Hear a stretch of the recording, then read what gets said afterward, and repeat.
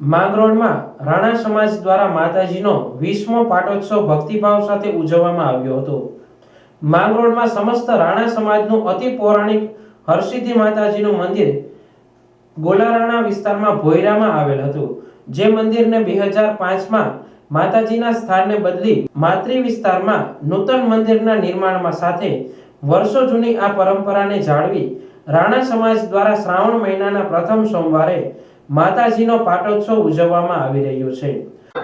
જય હર્ષદમાં જય ખોડિયારમાં આ રાણા સમાજ તરફથી અમારે 2005માંથી અમે અમારા ગોલવાડમાં પહેલા માતાજી ભોયરામાં હતા, ત્યાંથી અમે આ રાણા સમાજ માતાજીએ રજા આપી એટલે અમે વાતે ગાતે માતાજીને માતૃના સાનિધ્યમાં લઈ આવ્યા અને અમે દર 6 મહિનાના પહેલા સોમવારે અમે રવાડી કાઢીએ છીએ, માતાજીને રજા ચડાવીએ છીએ અને અમે 2 કલાકનો ગરબાનો ઉત્સવ ઉજવીએ છીએ, મહાઆરતી કરીએ છીએ, પ્રસાદ કરીએ છીએ। અમારા રાણા સમાજમાં આવું ગૌરવનું દિવસ છે, અમને આજે બહુ ગમે છે, બહુ મજા આવે। હરસિદ્ધિ માતાજી તથા ખોડિયાર માતાજીના 20મા પાટોત્સવ અવસરે ધજાઓ સાથે ભવ્ય શોભાયાત્રા, રાસ ગરબા સાથે અને સાંજે મોટી સંખ્યામાં સમાજના ભાઈઓ બહેનો આગેવાનોની ઉપસ્થિતિમાં સમૂહ મહાઆરતીનું ભવ્ય આયોજન કરાયું હતું।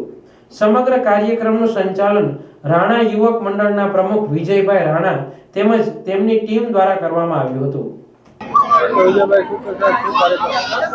આજે હર્ષદ માતા અને ખોડિયાર માતાનો અમારો પાટોત્સવ વર્ષો જૂનું મંદિર જે રાણા સમાજનું માંગરોળ ગોલાવારની અંદર બિરાજમાન હતા હર્ષદ માતાજી, અને એમ કહેવા ગઢેરા એમ કહેતા કે 10 પગારની સીડી લઈને પહેલાં હેઠે ઉતરતા અને ઓટોમેટિક ઉપર આવતા માતાજીએ રજા આપતા, તેઓ અમારા રાણા સમાજે તેમનું મંદિર બાંધી અને 2005માં એની આ મંદિરની સ્થાપના કરી। ત્યારબાદ અમે દર વર્ષે જેમ પાટોત્સવ ઉજવીએ છીએ, એમાં 20મો પાટોત્સવ રાણા સમાજનો 20મો પાટોત્સવ હર્ષદમાં અને ખોડિયારમાંના મંદિરનો અહીંયા અમે ઉજવી રહ્યા છીએ।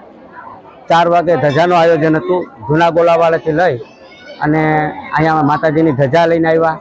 ત્યારબાદ 2 કલાક ગરબાનો પ્રોગ્રામ અને ત્યારબાદ આપણે મહાઆરતી કરી અને અમે છૂટા પડશું।